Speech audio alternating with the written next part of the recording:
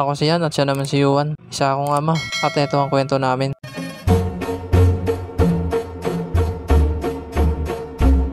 Lumabas nga ako para tignan yung panahon. Anong oras na kasi? At ito nga makulimlim at umaambon. Ano ba yan? Masama na naman panahon. Hindi na naman na makakatinda nito. Naalala ko, labasan na pala ng anak ko. Umalis na nga ako kahit umaambon. Mag-11:30 na kasi. Maglalabasan na sa school. At habang papunta nga ako sa school, nakita ko nga itong utol ko. Nagtinda nga siya kahit masama yung panahon. Ang sipag talaga ng kapatid ko. Nakalabas na nga ako ng iskinita at andito na nga ako sa school. Nagantay na nga ako dito sa exit at iniintay ko na maglabasan. Kaso napansin ko nagsisiyalisan sila at pumapasok na sila sa loob ng school. Sinabihan pala sila na sunduin na lang yung anak nila sa loob ng room kasi umuulan. Kaya pumasok na rin ako at nandito na nga ako sa loob ng school. Papunta na nga ako sa classroom ng anak ko. At habang papunta nga ako, nakita ko na nga itong anak ko. Hinabol nga siya ng teacher niya kasi wala pa ako, bigla lumabas sa classroom. Tigas na yung ulo ng bata na to. Buti na lang sakto yung pagdating ko. Kung hindi baka nawala na to. Pero hindi naman naayaan ni teacher yon. Nasundo ko na nga yung anak ko at malabas na nga kami ng school. Nandito na nga kami sa gate ng school. Malabas na nga kami ng anak ko. At paglabas nga namin sa school, dumiretso agad itong anak ko sa bilan ng mga laruan. Ay, eto na naman siya.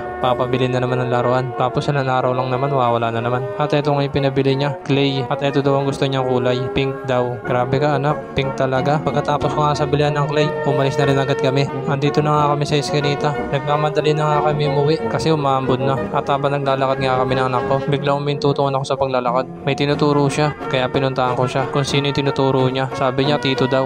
At yun yan, nakita niya yung kapatid ko. Kaya sabi ko, oh, tito yun. At pagkatapos nga nun, umalis na nga kami. Matandain talaga tong anak ko. Pero yung pagsusulat, di niya matandaan. At lumilim na naman niya yung panahon. Ano ba yan? Anong oras na? Baka hindi na talaga ako makapagtinda nito. Ang gagawin ko na lang talaga, turuan to maghapon. Kasi misa lang naman ito mangyari. Nandito na nga kami.